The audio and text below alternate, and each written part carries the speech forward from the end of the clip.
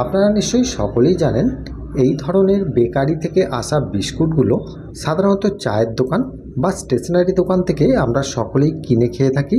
তো বন্ধুরা, এই বিস্কুটটা কিন্তু বেকারি থেকে যে তৈরি হয়, এই বিস্কুটটা আপনারা বাড়িতেও কিন্তু একদম বেকারি স্টাইলেই কিন্তু তৈরি করে নিতে পারবেন। মাত্র 2 থেকে 3টে উপকরণ, সাধারণত সকলের বাড়িতেই এই উপকরণগুলো থাকে, আর মাত্র লাগবে 10 মিনিট। এই 10 মিনিটের মধ্যেই কিন্তু আপনারা বাড়িতে অনেকগুলো বিস্কুট অল্প উপকরণের মাধ্যমে বাড়িতে তৈরি করে নিতে পারবেন। একদম খাস্তা মুচমুচে, মুখে দিলেই মিলিয়ে যাবে। আর এই বিস্কুটটাকে আপনারা অনেক দিন পর্যন্ত বাড়িতে সংরক্ষণ করেও রাখতে। বন্ধুরা, আমি মৃণাল, মিষ্টির কারিগর, আর আপনারা দেখছেন বেঙ্গল সুইটস চ্যানেল। তাহলে বন্ধুরা, এখানে বিস্কুট তৈরির জন্য আমি একটা চায়ের কাপ নিয়েছি। সাধারণত সকলের বাড়িতেই চায়ের কাপটা থাকে। এই চায়ের কাপের পরিমাণেই আমি কিন্তু দিয়ে দিচ্ছি 1 কাপের মতো সাদা তেল। আপনারা চাইলে এখানে গাওয়াকি দিতে পারেন, অথবা গাওয়াকির সাথে তেল মিক্সড করেও দিতে পারেন। এবারে আমি দিয়ে দিচ্ছি 1 কাপের মতো এখানে চিনি।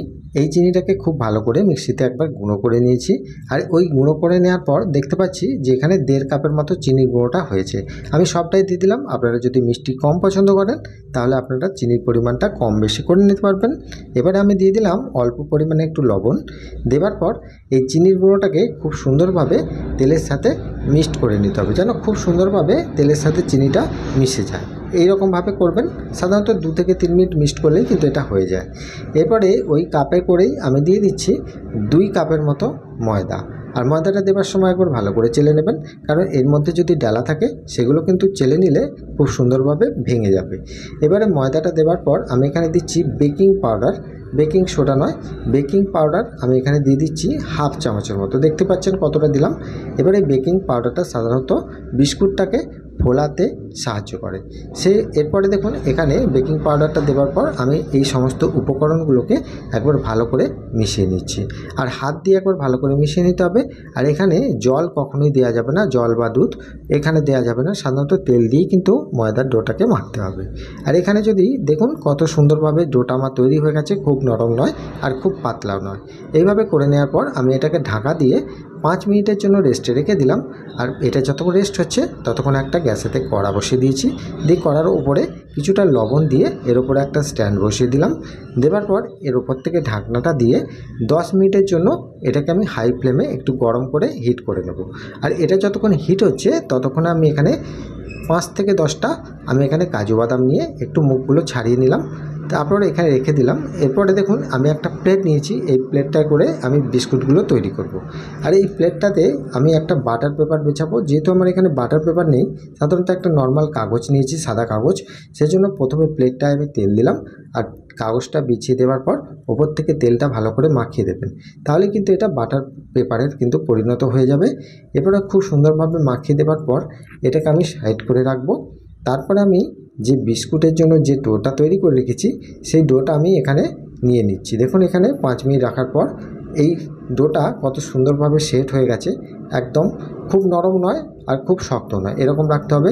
তো বন্ধুরা, খুব শক্ত যদি মনে হয় তাহলে একটু তেল দিয়ে নরম করে নিতে পারেন। আর খুব নরম যদি মনে হয় তাহলে অল্প পরিমাণে একটু ময়দা দিয়ে মেখে নিতে পারেন, তাহলেই হবে। এরপর আমি বিস্কুটের ডোটা থেকে সাইজ মতো আমি এখানে পিস তৈরি করে নিচ্ছি। মিডিয়াম সাইজের, আপনারা চাইলে এখানে আপনাদের মতো ছোট বা বড় সাইজের করে দিতে পারেন। এবারে হাতে একটু তেল মেখে নেওয়ার পর একটা গুছিয়ে এভাবে পাকিয়ে নিলাম। দিয়ে একটু হালকাভাবে প্রেস করে দেওয়ার পর একটা চামচের পেছন দিকে করে এইভাবে দাগটা একটু চেপে চেপে বসিয়ে দেবেন। বসিয়ে দিলেই দেখবেন যেরকম দোকানে এই বিস্কুটগুলো দেখতে পাওয়া যায় সেই ডিজাইন কিন্তু আপনাদের একদম পারফেক্ট তৈরি হয়ে যাবে। এবারে ওপর থেকে একটা কাজু বাদাম বসিয়ে দিয়ে আঙুলে করে একটু হালকাভাবে প্রেস করে দেবেন, তাহলে এটা এর মধ্যে সেট হয়ে যাবে।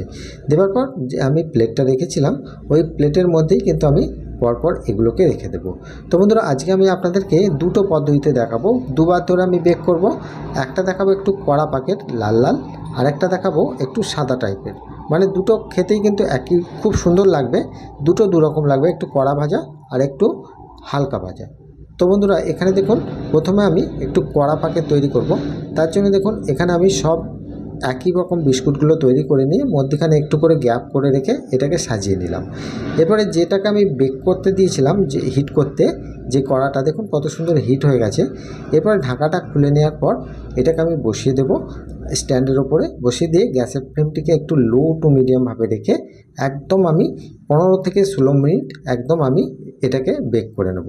এখানে দেখুন 15 থেকে 16 মিনিট আমার এখানে বেক হয়ে গেছে। হয়ে যাওয়ার পর আমি এটাকে খুলছি, দেখুন কত সুন্দর লাল লাল হয়েছে। আর খোলার পর দেখবেন খুব নরম আছে। এখানে কিন্তু আপনাদের ভয় খাবার কিছু নেই, কারণ এটা কিন্তু বেকের পর প্রথম অবস্থায় কিন্তু নরম থাকে, এটাকে ঠান্ডা করে নিলেই কিন্তু এটা শক্ত হয়ে যাবে। এবারে দেখুন আমার এখানে খুব ঘন ঘন দেওয়ার জন্য এর গায়ে কিন্তু লেগে গেছে, তার জন্য ছুরি করে আমি পিস করে নিলাম যাতে এটা সহজে উঠে যায়। এবারে দেখুন ঠান্ডা হয়ে যাওয়ার পর এটাকে আমি একটা তুলে দেখাচ্ছি, দেখুন কত সুন্দরভাবে ইজিলি উঠে আসছে।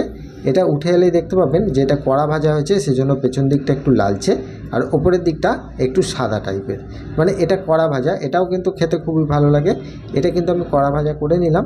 এরপরে আমি দেখাবো যে নরম ভাজা বা একদম সাদা টাইপের হবে সেটা। একই রকমভাবেই কিন্তু আমি এটা প্রেস করে নিয়ে ওপর থেকে ডিজাইনটা করে নিলাম। করে নেওয়ার পর আমি কিন্তু ওইভাবেই কিন্তু এটাকে হিট করতে দেবো বা বেক করতে দেবো একই রকম পদ্ধতিতে।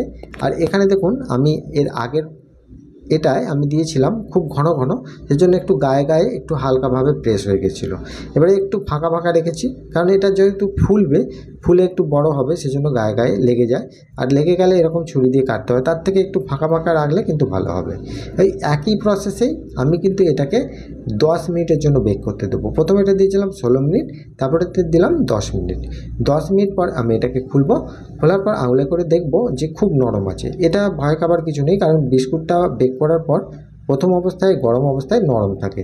এটা যত হাওয়া খাবে ঠান্ডা হবে তত কিন্তু শক্ত হয়ে এটা কিন্তু খুব ইজিলি বাটার পেপার থেকে উঠে আসবে। বাটার পেপারটা প্রথমে একটু হাতে করে টেনে নেবেন, তারপরে এটাকে তুলবেন, তাহলেই কিন্তু এটা ইজিলি উঠে আসছে। ঠান্ডা হয়ে যাওয়ার পর দেখুন ইজিলি উঠে আসছে। আমি হাতে করে হালকাভাবে টানছি, তখনই বিস্কুটগুলো একদম বাটার পেপার থেকে ছেড়ে ওপর দিকে উঠে আসছে। এই রকমভাবে যদি আপনারা করেন দেখবেন খুব সুন্দর টেস্টফুল হবে। কারণ আমি এখানে দুরকমভাবে দেখালাম, আমার এখানে ছোট প্লেট ছিল, তাই এখানে আমি দুবার ধরে এটাকে বেক করেছি, একটা একটু কড়া করে আরেকটা একটু সাদা টাইপের করে। দুটোই আমি আপনাদেরকে দেখালাম, যেটা আপনাদের পছন্দ হবে সেই অনুযায়ী আপনারা করে নিতে পারবেন। এবারে দেখুন আমি যে এই কোয়ালিটিটা আমার কীরকম হয়েছে তার জন্য আপনাদেরকে আমি ভেঙে দেখাচ্ছি।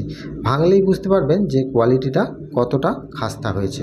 এখানে দেখুন প্রথমে আমি 10 মিনিট ধরে যেটাকে আমি বেক করেছিলাম, সেই বেক করা আমি এখানে বিস্কুটটা নিয়ে প্রথমে আমি ভেঙে দেখাই। দেখুন খুব ইজি, হাতে করে চাপ দিতেই ভেঙে যাচ্ছে, তেমন খাস্তা হয়েছে বলেই কিন্তু এটা ইজিলি ভেঙে যাচ্ছে।